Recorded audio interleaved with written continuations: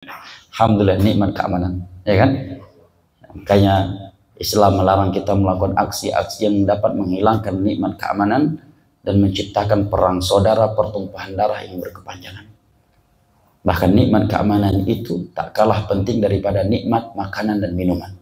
Dan ini Allah sebutkan di dalam surat Quraisy, alladzi at'amahum min ju'in wa amanahum min khauf. Allah barengkan nikmat keamanan dengan nikmat makanan. Antum punya uang miliaran cash, makanan yang cukup banyak, tetapi nikmat keamanan nggak ada. Mau ke WC aja nggak berani, takut kena peluru nyasar. Gimana mau hidup kayak gitu? Ya. Makanya Nabi SAW telah memberikan petunjuk yang begitu sempurna untuk kita semua dalam menyikapi seorang penguasa seandainya dia zalim, nepotisme dan kejahatan yang lainnya, dengan petunjuk-petunjuk yang akan menutup pintu-pintu kerusakan dan kehancuran nikmat keamanan dan kedamaian. Di Yaman, ana datang 2009, itu presidennya masih Ali Abdullah Saleh, berpangkat jenderal atau kolonel. Dia menjadi presiden mungkin 30 tahun kurang lebih. Nah, otoriter memang, tapi keamanan terjamin dari ujung Yaman ke ujung Yaman. Ana masuk ke Yaman waktu itu harga gas biru itu, yang warna biru itu masih 300 real, real Yaman. Sekarang ana dengar udah 4.000 real Yaman. Semenjak dia dijatuhkan 2013 atau 2012 sampai hari ini Yaman tidak diketahui berapa jumlah presidennya. Ada yang bilang 7, ada yang bilang 4, ada yang bilang 5. Setiap kabilah mengaku presiden dari mereka. Dan perang yang berkelanjutan dan sampai sekarang anjlok, hancur-hancuran negaranya. Demikian juga Libya, setelah mereka melengsarkan Qaddafi dengan kezaliman yang begitu banyak, luar biasa, sampai sekarang negaranya porak-poranda, nggak karu-karuan ekonominya dan berbagai sisi. Demikian kayak Sudan sekarang dipecahkan, diganggu oleh PBB. Dia adu domba antara Sudan Selatan dengan Sudan Utara, agar Sudan Selatan ini memisahkan diri, tidak mau bergabung dengan Utara, karena memang mereka punya kekayaan alam. Terjadi perang saudara, pemberontakan, pembantaian. Ketika negara sudah tidak ada keamanan lagi dan sudah chaos, pasti yang terjadi penjarahan, pemerkosaan. Kalau negara Indonesia chaos, jangan harap tokoh-tokoh antum di Tanah Abang itu selamat dari penjarahan. Bahkan antum sedang berjalan ke Tanah Abang diculik dan dirampok. Kalau nikmat keamanan telah hilang, dan itu sudah kita rasakan di tahun 98. Para politikus dan orang-orang yang kepentingan politik dengan mudah mengatakan memang harus ada tumpah darah dulu, akhi, biar ada revolusi.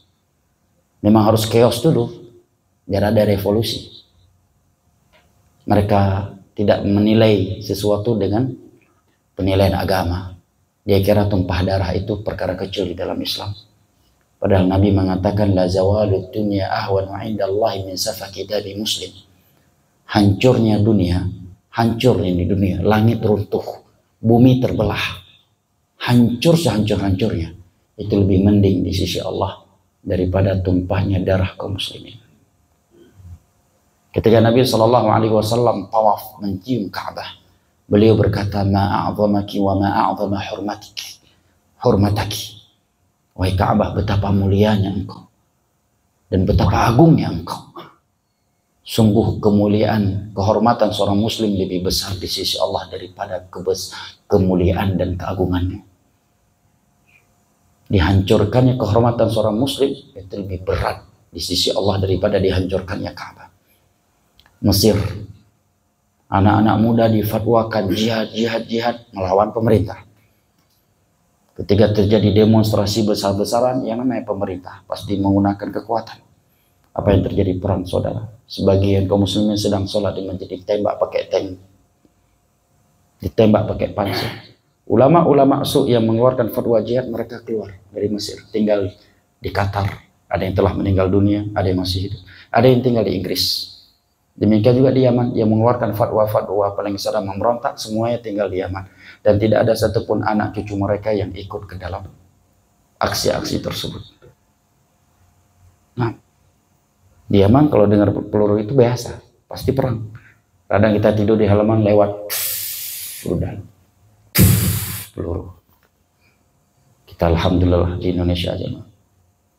Ya, beberapa bulan yang lalu Anda bertemu seorang syekh dari Mesir.